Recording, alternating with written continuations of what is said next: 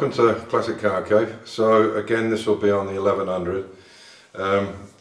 We've mechanically just about everything's done on it now. One of the things we have to do now, and I've spoken to a friend of mine, Max, who lives in Graz, who's a big mini guru. He's got loads and loads of minis, I don't know, 50, 60 minis. It might sound like a story, but it's actually true. I've seen it with my own eyes.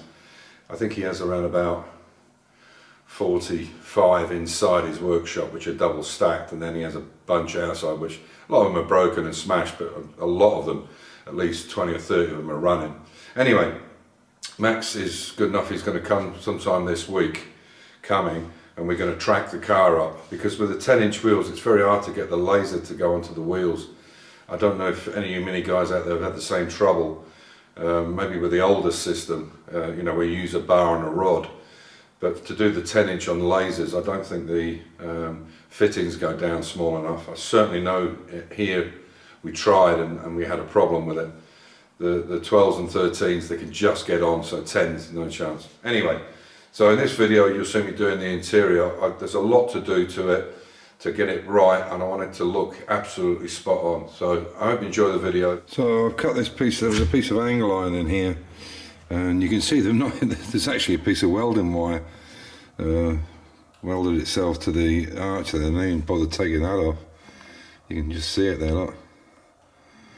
I mean, geez, it was pretty poorly put on, but you can see that piece of welding wire. I mean, there really is bad attention to detail. So what I need to do now is take these two side pieces out.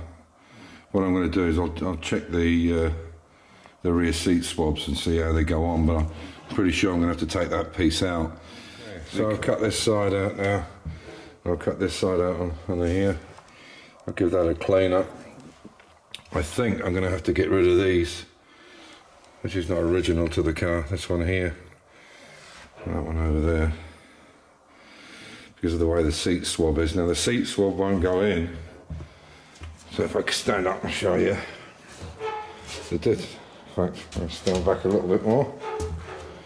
So the distance between this edge and this edge is 103, and it's 109 is the seat swab, so we're going to have to make it go underneath that, because to refabricate all this will be a lot of hours, a lot of labour.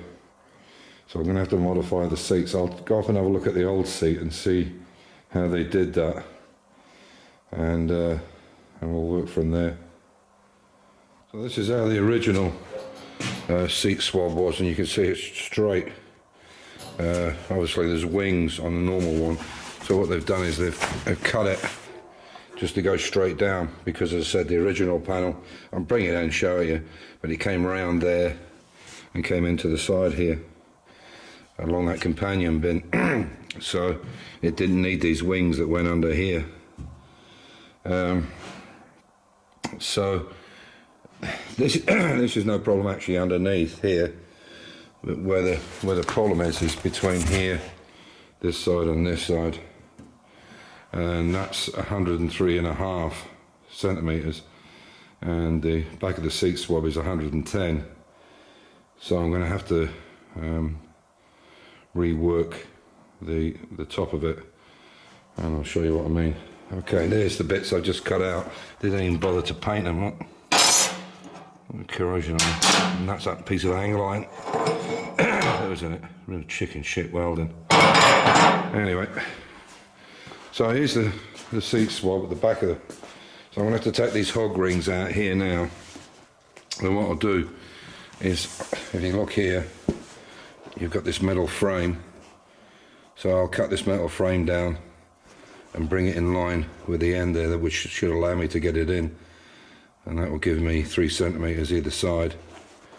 But unfortunately I need to get to this piece as well, so I'll cut that down, take the hog rings out.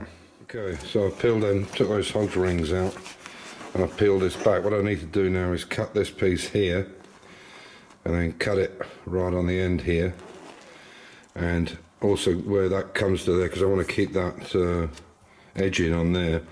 Where that bend is there is where I need to cut it, but what I want to do is make an extra piece so I can bend this leg around and re-tack weld it here, because all I need is 3.5 centimeters from the top to there to get it under that lip. So I'll try that first and then see if I can modify it later if I have to, but I've got it down far enough that I can get it cut now. So we'll see how that goes. So there's the hog rings I took out and the clips, and these are the two pieces I cut off either end. You can see it's just wire really, just slightly thicker rod. I've got to adapt it yet, but the basics are there, so I'll show you how it looks. Okay, this is only first try. I just wanted to see how it would go in, and you can see obviously it's all creased up here, so that's all got to be done. But that's basically how it would look, very basically.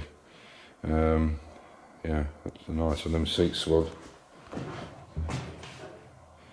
What I need to do is work out where them door cards need to go, and then work out whether we need those wings or not. Yeah, I mean they should tuck behind the wing of the seat, but as you can see, the wing goes in quite a way. Because obviously the door card would fit.